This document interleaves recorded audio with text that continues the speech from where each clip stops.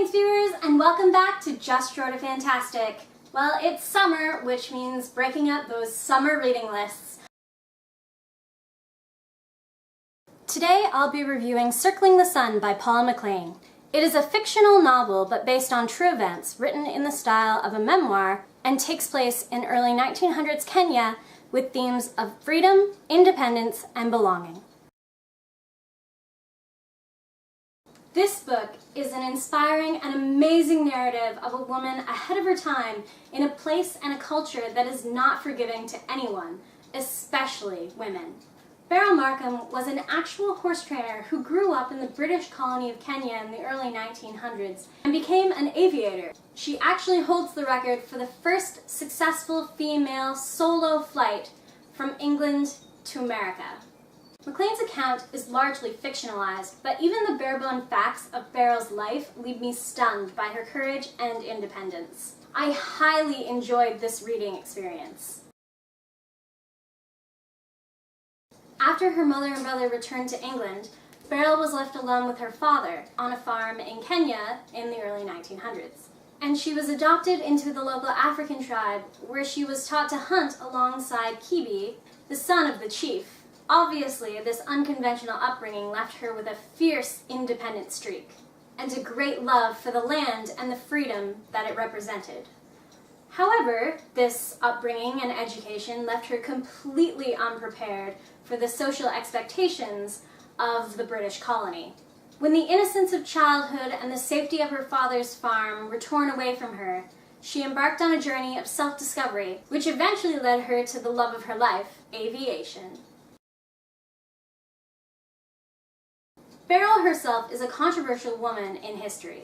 She was the subject of many scandals as a twice-divorced woman, the first female horse trainer in Africa, and one of the first women to obtain a professional pilot's license. In McLain's novel, she is a flawed character, and her strengths and weaknesses sometimes make her compelling, and sometimes make her quite frustrating. But that just makes her human.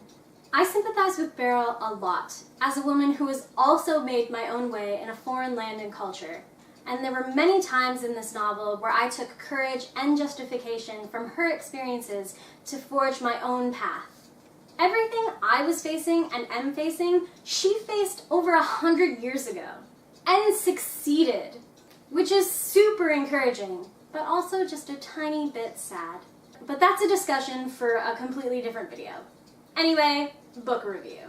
While the novel is focused on Beryl, there is a colorful cast of characters in here.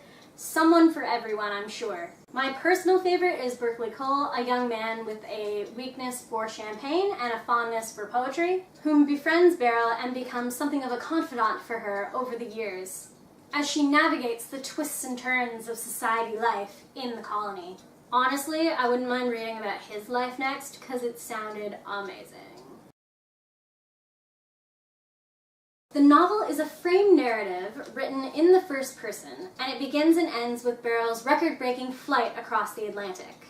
In the lonely darkness of the crossing, she takes herself back to her childhood and young adulthood in the colony in Kenya. The novel is beautifully written in the memoir style. The people and places come alive through McLain's careful research and her emotional descriptions and dialogue. The pace is just right. Nothing drags, for Beryl is always eager to keep moving and to keep challenging herself. I had to constantly remind myself that this was a work of fiction, and now I really want to read Beryl's actual autobiography.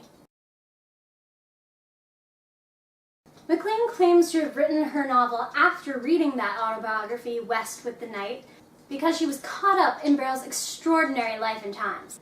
I discovered that Beryl's book fell into obscurity after it was published, and it relieves me that through McLain's novel, readers can discover this expectation-breaking, record-setting, ahead-of-her-time woman. We need more of these characters in popular culture.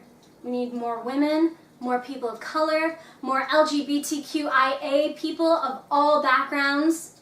We need to know that these people exist, and that they have existed, and that they can and will lead very satisfying lives.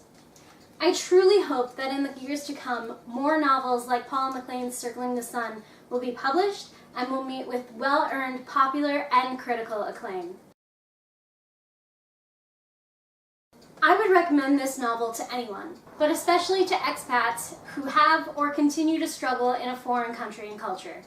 I would also recommend this book to anyone who is interested in the British female experience in the African colonies circa 1900, as long as you take it with a grain of salt because it is fictionalized.